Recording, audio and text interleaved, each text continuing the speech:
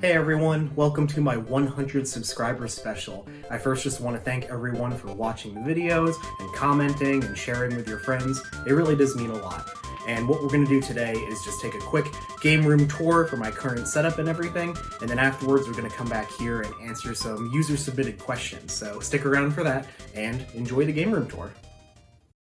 Alright, this is the game room. We're gonna take a quick gander at everything. Of course, starting here, where's my hands? There's the shelves and everything. We'll go in depth with that. We'll actually just start with the shelves, why not? So, as you may see from the background of my videos, these are my main shelves that I have. There are 4 of them. They are from Walmart and they don't carry them anymore. So when I need more shelves, I gotta get something else. But I love how compact and uniform they are. I have a lot of cool stuff on the top. Got some prints here I've gotten from various anime conventions and the like.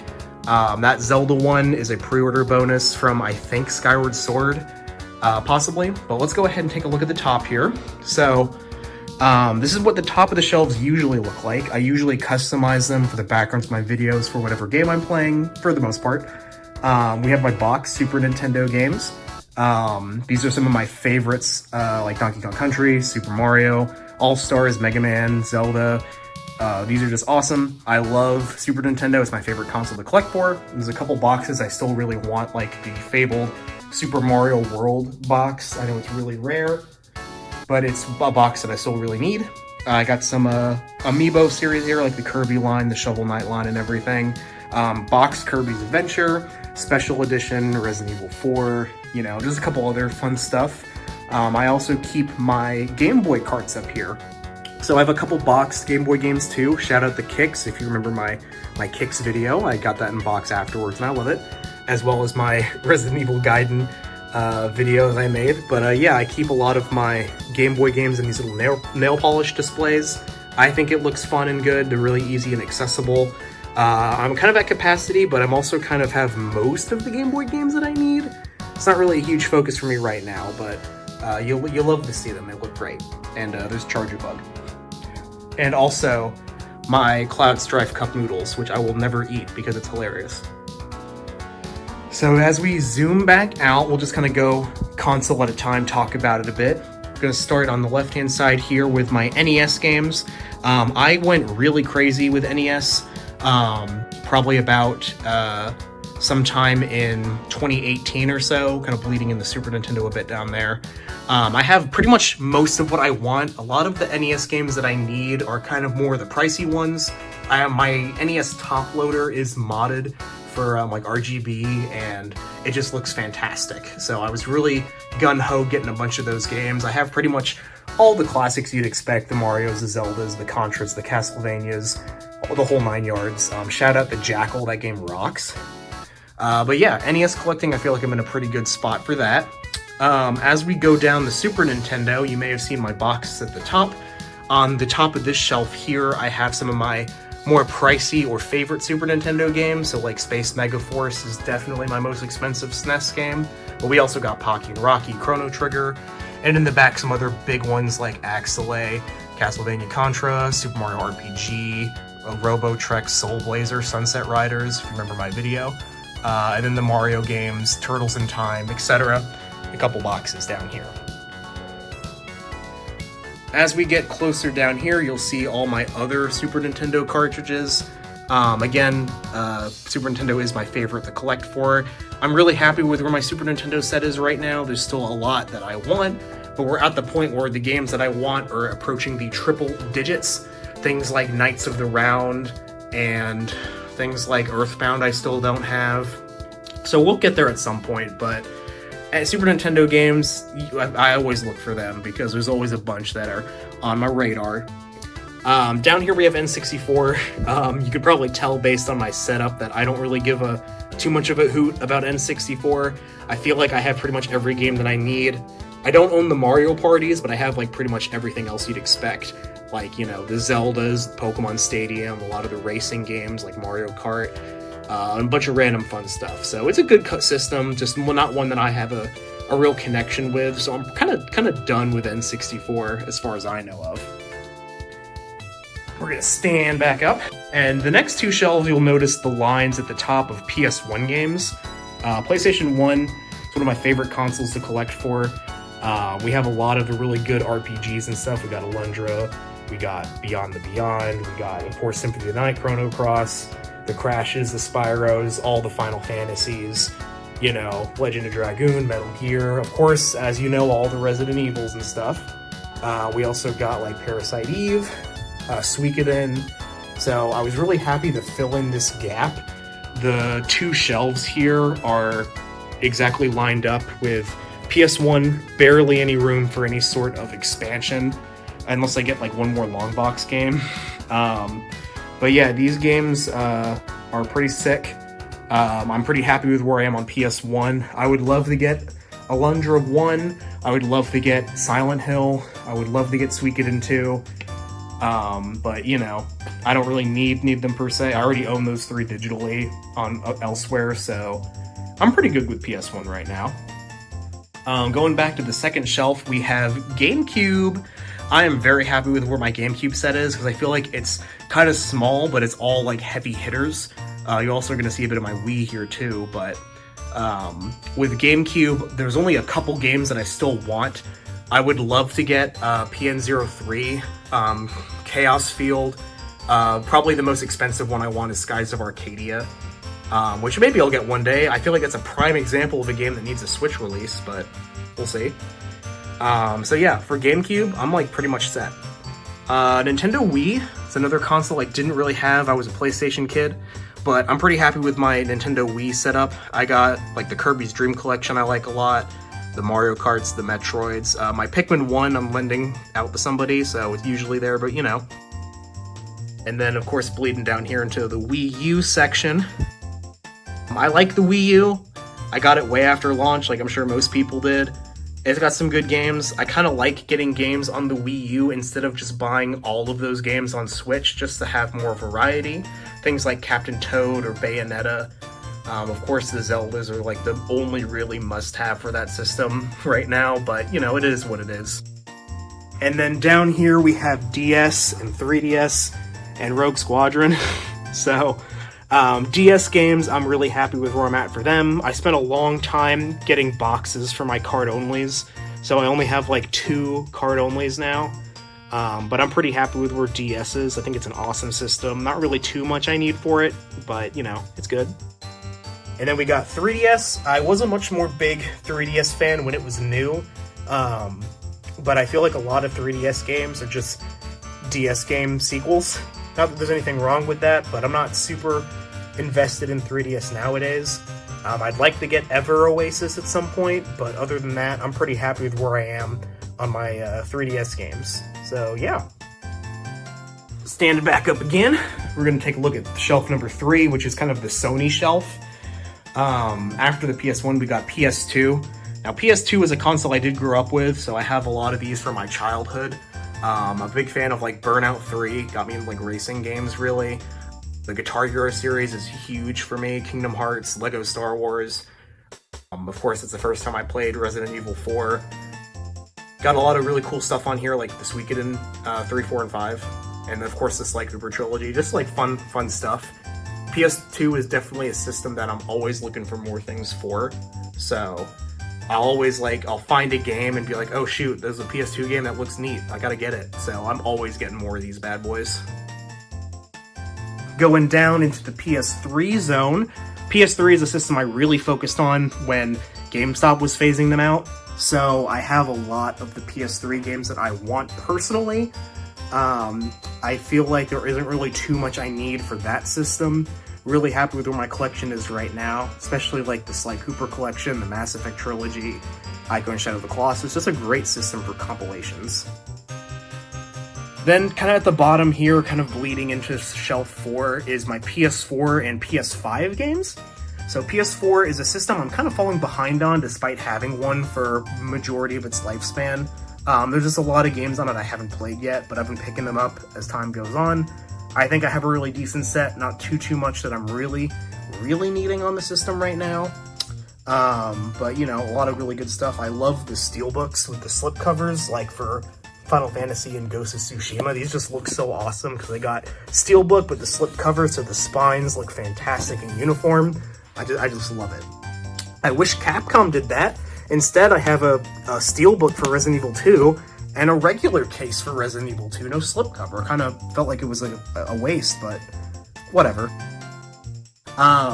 Going to shelf number 4, this is kind of the Sega shelf. So at the top, we have some various amiibo that I couldn't fit elsewhere, and you'll see where the rest are in a bit. But I got my Master System cartridges and my Genesis cartridges loose. And then the next shelf is my box Master System and box Genesis games. I love the Master System. I think it's dope. I got into it very recently as in like 2018, 2019 or so, like right before COVID. And I've been trying to get a bunch of these because I feel like nobody's really caring about Master Systems. If you want a cheap system to collect for, Master System's a good one. There's like a handful of games I want for it, but not too much of a focus. Genesis, I have a lot of good stuff. I love the Shinobi series. I like Thunder Force. The 2D Sonics are fun. Streets of Rage is one of the best beat-em-up series. Not too much I really need on Genesis. I'm really happy with where my Genesis set is right now. I got a lot of big ones up here like Mega Turrican, Steel Empire, Castlevania Bloodlines, you know, the huge, and this really cool copy of Aladdin. It's absolutely Aladdin, trust me. Coming down here is original Xbox. Now this is a system I really went heavy on, probably around like 2017 or so, just because that, like no one was caring about them, and they were really cheap. So this is, I feel like it's still a cheap console to collect for. A lot of really cool stuff on here, like the Blinks series, like of course Halo, you know, a lot of really fun things like Sega. A lot of good Sega stuff on here, like not Project Gotham Racing, what am I saying? Sega GT and Jet Set Radio. We got Shenmue 2, we got a bunch of fun stuff. So definitely a really cool system to collect for. And you know, usually the games from this generation run and look the best on original Xbox. So a lot of like multi-platform games, I try to get the Xbox version for. Like those X-Men games, for example, or like a bunch of other stuff, like, you know, just random stuff. But it's cool. It's a cool system. And then down here is my Atari 2600 games. I don't really care about Atari much anymore, but I've had these like since I first got into game collecting, so I kind of keep them for that purpose. I got all you really need, a lot of the arcade classics, a lot of the Activision classics. So yeah, that's kind of all you really need for those. But yeah, that's kind of a brief overview of the shelves. I'm really happy with how the shelves turned out. I love just looking at this and seeing all my games on display, and I do change it up all the time when I get new stuff, so it makes it look cool, it makes it look fun. Yeah. Next to that is where my desk is. Desk is a bit cluttered at the moment, but this is where, you know, I edit and stuff, and this is, of course, my YouTube channel. Over here next to my desk is my TV that I don't have anything hooked up to right now, because this is kind of janky. Don't pay too much attention to that. But anytime I need to record on console, I'll like set up my console that I'm recording, my capture cards down here, and I get to hook it up and use my computer and everything while I'm playing. So it's a good setup that works for me. I don't really have a setup where everything's hooked up at once right now, because this is obviously my bedroom as well. So maybe one day, but right now I like it. I also have the Metroid Dread prints above my desk in this corner, so I think it looks pretty sweet.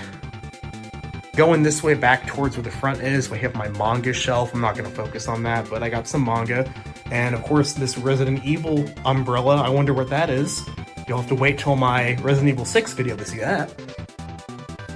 We have, surprise, a shelf in the corner. And if you've seen my TikTok account, you should follow me on TikTok, you might have seen this shelf before because it has my Metroid shrine. I know you were thinking, where's the Metroid games? They're right here. My pride and joy is that box Super Nintendo Super Metroid game, very cool. Of course, the Dread Special Edition is awesome. Both variants of Metroid on NES, the Special Edition of Samus Returns, and all the amiibo and stuff. Of course, I'm a big Metroid fan, so I have kind of this mini shrine up here. I'd love to do something similar for like Resident Evil, but I don't really have the space right now. Going down, we have the Switch games. My goal is to fill up this shelf with Switch So where Charmander is right now, just have that all with Switch games. I have a lot of the good ones in here. Not really any Switch games that have already been released that I need. It's really ones that are coming out that I need. So I've done a pretty good job at keeping up with releases, but I have not done a good job at keeping up with playing those releases. So we'll hope that gets better. Next couple shelves down are more of my Smash amiibo. You'll see there's my other copy of Kix. Shout out to Kix. And then also my 3DS Louvre guide, probably my most expensive game that I own. It's sealed. And if you don't know what it is, you should Google it. It's pretty neato. I got a friend who got that for me. More Smash amiibo down here. Then we have the Sony handhelds. So PSP, that's another console that I went really crazy for a handful of years ago when they were really cheap. I kind of jump around from console to console, so it was fun to see those. Got the Vita section down here. Not a lot of Vita games that I have. Not really too much that I really want. I'm not a huge Vita fan, but it's got some bangers on there, especially like Persona 4. And then we got my disc-based Sega stuff, so like Sega CD, Sega Saturn, and then Dreamcast. Not too many because those games are really expensive, so I try to collect Sega CD and Sega Saturn disc only because it saves space and it's cheaper. In the foreground, you'll see my Guitar Hero guitars I use for Clone Hero. I kind of keep them here. But then I have my handhelds, not really displayed very neatly, but I think it looks nice enough. Quick access. And then down here is just some various stuff like my PC games, my Vault-Tec lunchbox, random stuff. And I do next to here have my plasma rifle replica from Fallout 4. Next to my huge CRT that I use for classic retro gaming. Got my Sega CD on the top. And then down here, just some of my consoles, like that NES I mentioned, my Super Nintendo and 64, PS1, PS3, Genesis, and Dreamcast. Not all my consoles, obviously, but just the ones that I've been using more recently, I kind of keep here. The consoles I'm not really using, I kind of keep in my closet, just because, again, I don't have a good space for them to be displayed right now, which I'm okay with. I prefer keeping them safe and then taking them out when I plan to use them. And this CRT rocks for the classic stuff. Here's my bed, not going to focus too much on that, but I do have the, apologies for the glare, these are the Club Nintendo Link Between Worlds posters, and I do have a little sleepy Charmander, because I love Charmander. But yeah, that's essentially the game room. I kind of wish that I had my shelves all together, but for space reasons, I really don't. I'm really happy with what my collection is. I'm at over 900 unique titles in my collection. Are there games that I still want? Absolutely. Will I hit 1,000 games at some point? Most likely. My main focuses right now are kind of on various Super Nintendo, PS1, and like Genesis stuff, I guess. But yeah, that's essentially the game room tour, and we're gonna go ahead and take a look at questions now. Alright, our first question is from my friend Tevo, who asks a couple of different questions. He asks about what's like the one video game console that got me into game collecting, as well as YouTube inspirations, and if there was a genre of video game that I would want to get more invested into. So we're going to answer the first question, of course, first, and that is definitely the Super Nintendo. Super Nintendo is my favorite video game console, period. It is the one that I grew up with and have the most nostalgic connection to. And back when I got into video game collecting, way back in the year of 2009, a friend of mine in high school sold me a Super Nintendo and Donkey Kong Country. Not the copy up there, but same game. And I kind of, you know, like a lot of people, the nostalgic drive is what sparked me to get back into old video games and would kind of snowball effect my retro video game obsession. Super Nintendo is definitely the one I focus on the most. I have almost 100 unique games, and I try to focus on games that I actually like to play for that system, so I don't have a lot of filler. I have mostly good games for it. You'll see, of course, as we're doing the tour portion, or at this point you've already seen the tour, but yeah, it's got to be Super Nintendo.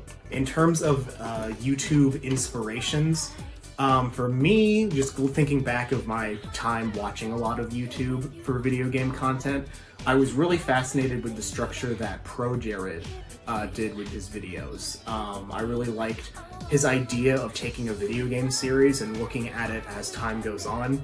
Like he did that with Final Fantasy. I'm doing that with Resident Evil, of course, with my own variations, of course, but just the idea of observing a series over time really struck a chord with me.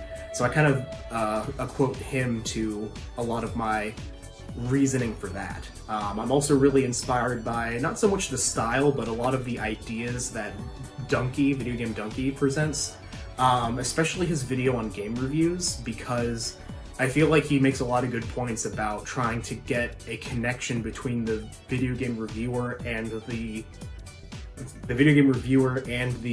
viewer themselves. So hopefully when you watch my videos, you know the type of games that I respond to. You know, I like Resident Evil and survival horror type games, and I like Super Nintendo games and like those side-scrolling action bits and platformers and rhythm games. So I'm hoping a lot of that is what's conveyed in my video, so you kind of know when I make a video, like, okay, I kind of have an idea of what type of game I respond to, basically. My mini-series I do on like Super Nintendo games is kind of inspired by Snestrunk, who's one of my favorite YouTubers. Very short, sweet, and to the point game reviews for a lot of those retro games, so I try to kind of bring a lot of that into that series that's very Super Nintendo specific. So those are kind of like my main ones. Outside of inspirations, I really love Gaming Historian. My Kicks video, I went to him for a little bit of inspiration for that, because it kind of was more so of like a timeline per se. But definitely those are kind of my cream of the crop for gaming YouTuber. So the third question was if there was a genre of game that I would want to get into. I'm gonna probably say rhythm games. I already really like a lot of rhythm games. I'm a huge fan of like Guitar Hero, Clone Hero, Rock Band, that stuff. But there's a lot of other rhythm games I haven't really played that I'd love to get more in depth with. I can't really think of any examples off the top of my head just because there's a lot that I'm not really super familiar with. I do really like Jubeat, for example. I do like the theater rhythm games. There's a bunch more that I'm interested in and I really need to get my hands on. Our next question comes from Wasabi Man, who asks if there is a specific like retro fighting game that has kind of caught my eye or attention. First, I do want to say, for some reason, I always read your name as Based, and I don't know why, but you're Based. Thanks for watching. I do really like the idea of the Sailor Moon fighting game, like kind of the infamous one for every character being like overtly broken. I'm not big into fighting games. There is one from my childhood that I like a lot. Let me just go grab it real quick. I grabbed it. It's Ninja Turtles Tournament Fighters. This game is basically a Street Fighter 2 clone, but with like the Turtles and characters from like the Turtles like comics and everything. I really liked this game as a kid, and I tried playing it relatively recently, and I was just so awful at it. I think just all my skills kind of regressed. But I'm gonna say this one. Like any sort of like 16-bit fighting games, I think are a lot of fun. Final Spoon asks, what's a game in my collection I'm the least proud of owning? This is definitely an interesting question, kind of hard to say. As a joke, I kind of want to say Shadow the Hedgehog. This was a gift from a friend, and I notoriously don't really like Sonic games that much. I like the 2D ones, but all the 3D ones, even Adventure, I feel like are not good games at all. So other than that, probably the real answer is most likely Fallout 76, what is this called? Tricentennial Edition. Yes, I was a fool and I pre-ordered this game at launch because Fallout controls my life. But I got a cool steelbook out of it, and you don't even get a disc. You get like a cardboard cutout of a disc with your code on it. So this is probably the real answer, because like, you know, I don't play this game at all, but it's Fallout and I kind of had to have it, and yeah, I know. Our next question comes from Midshelf Ride, who asks, where does my name come from?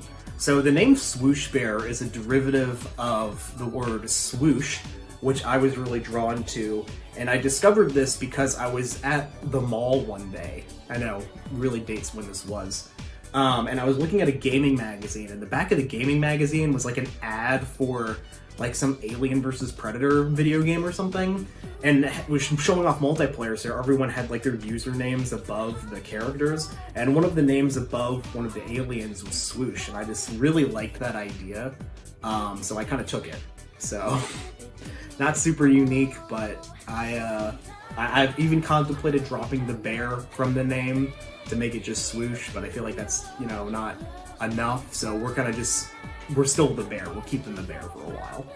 Our next question's from my friend Gleg, who asks if there was any of the big three that I'd like to see fail, and also if I just missed the Sega Dreamcast. I really do enjoy the Sega Dreamcast. I don't know if I'm a big enough Sega fan, especially on the later half of Sega, for like their console releases, to really want them back in the console race nowadays per se. I really like Nintendo, I really like Sony. I'm not really a big Microsoft fan. Like, I collect original Xbox, but that's about where my Xbox collecting comes and goes.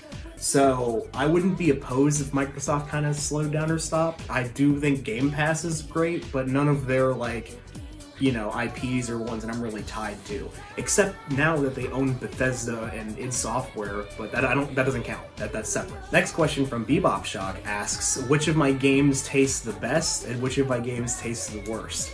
So this may be a veiled reference to how back when the Nintendo Switch came out, I made a joke on Snapchat, of all places, that I would lick every Switch cartridge that I got to taste test and see which ones was the better or which ones were worse.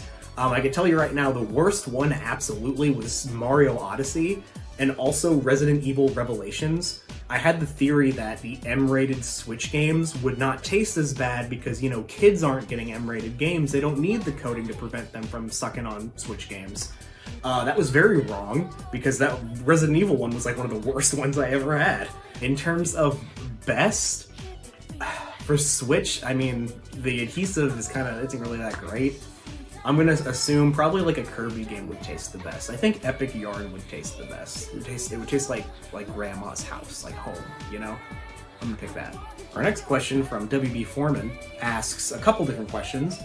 He asks what I really focus on with game collecting, as well as my thoughts on video game like compilations and my favorite video game related books. In terms of what I focus on with game collecting is really games that I want to play. I don't collect for value.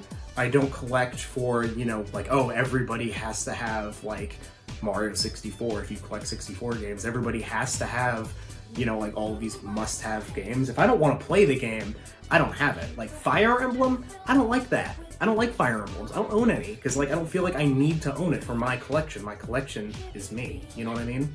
So I collect games that I like to play, and it represents my taste. If I play a game and don't like it, I get rid of it. Use those funds to fuel the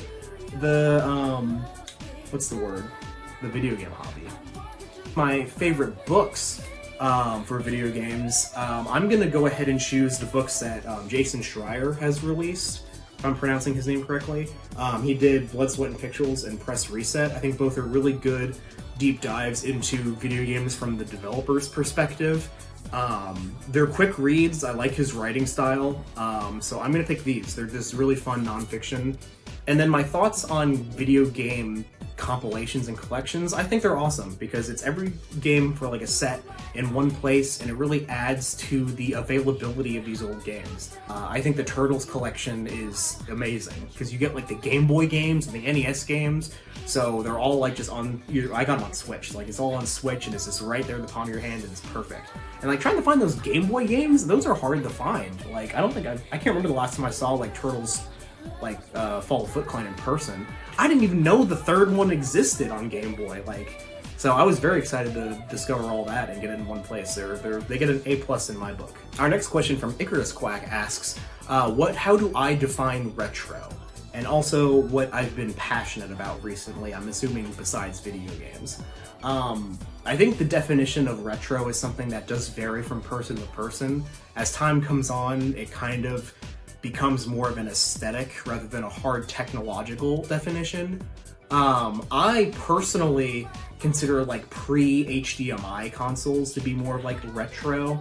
So things like PlayStation 2, original Xbox, GameCube, and maybe the Wii, like maybe, as like retro. And then anything like HDMI, like PS3, 360 and onward, is less like more modern. It's definitely a loose definition. I don't take it too seriously, because for a lot of people, retro is kind of like 80s and 90s specifically, like nothing that's like disc based. I've heard that argument that like cartridges are retro and discs are more modern. I don't really care. I don't really care about arguing what's retro and what isn't, but that's kind of how just I define it. I just like video games. And it's something that I've been passionate about recently. That's kind of a hard answer because it's usually just video games, but I do really like movies. I'm a big movie person. I do enjoy my fair share of anime, not too much, but the good stuff. I'm gonna say right now, I'm very much a music person right now. Like Carly Rae Jepsen just released a new album, and Paramore's album's coming out soon, and I just got tickets to see them in concert, so I've been jamming out to a lot of them. I'm just like, I just get excited thinking about going to that show. Just as we're reaching towards the end here, I am gonna, I guess, give a little bit of an update in here too. For 2023, I do still have videos planned out on a monthly release basis. I am planning something really big for the next Resident Evil video in my series. Those who've been keeping track at home know that the next one to cover is Resident Evil 4. And that game means a lot to me, and I want to try to do something really good for that one, so it might be a while. My goal is to have it out before the Resident Evil 4 remake comes out. I think that comes out in like March or April or May. It comes out in a few months, I think. So my goal is to have that video finished before then. So if video releases might stagnate a bit, it's just because I'm focusing all my strength on the Resident Evil 4 video. So I do appreciate your time and patience, because once that's out of the way, then I can spend all my time playing Resident Evil 4 Remake and Final Fantasy 16 after that, and Tears of the Kingdom, Zelda after that. Next year's a great year for games, y'all. But yeah, that's all the questions that we have today. Again, thank you so much for sticking around and for watching my videos and sharing my videos. It really does help when you subscribe and let people know. Definitely consider following me on Twitter for more updates. I know Twitter's in an interesting place right now, but it is still what I currently use to present more, like I say, more noise, less signal. If you want updates on videos and the like, and follow me. But other than that, again, thanks for watching, thanks for subscribing, and I'll see you in the next video.